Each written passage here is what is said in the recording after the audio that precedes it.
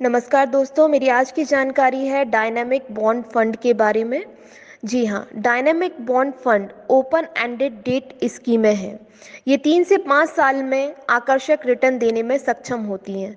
इनमें निवेश का फैसला करते समय 4 बातों का ध्यान रखना जरूरी होता है। पहला, ब्याज दरें। ब्याज दरों की चाल का बॉन्ड फंड पर असर होता है। जब दरें नीचे आ जाती हैं तो लॉन्ग टर्म के बॉन्ड फंड्स को सबसे ज़्यादा फायदा होता है, जबकि ऊंची ब्याज दरों के माहौल में लॉन्ग ड्यूरेशन फंड को नुकसान पहुंचता है।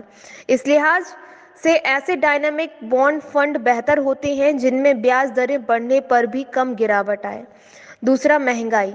महंगाई अब कम हो रही है। उम्मीद है कि 2 से 3 माह में कोर इन्फ्लेशन 4% या उससे कम हो जाएगी। रेट साइकिल का सख्त हिस्सा खत्म होने की संभावना है।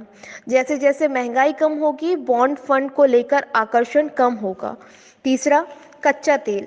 यदि कच्चे तेल की कीमत $100 प्रति बैरल से ऊपर जाकर टिकती है तो अपनी स्थिर का फिर से मूल्यांकन करना होगा। तेल की ऊंची कीमतें लगातार महंगाई उच्च स्तर पर बने रहने का कारण बन सकती हैं। इससे रिजर्व बैंक के लिए ब्याज दरों में कटौती करना मुश्किल हो जाएगा। चौथा, रेट मूवमेंट।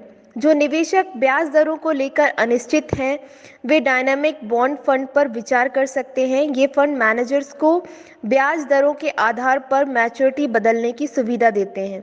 जब मैनेजर्स को दरों में गिरावट की उम्मीद होती है तो वे लॉन्ग टर्म के बॉन्ड खरीदते हैं। जब दरें बढ़ने की उम्मीद होती है तो शॉर्ट टर्म के बॉन्ड खरीदते हैं। तो ये थी मेरी आज की जानकारी। इसी तरीके की नई नई जानकारियों को जानने के लिए आप मेरे चैनल को लाइक करें, शेयर करें और सब्सक्राइब करें। Thank you.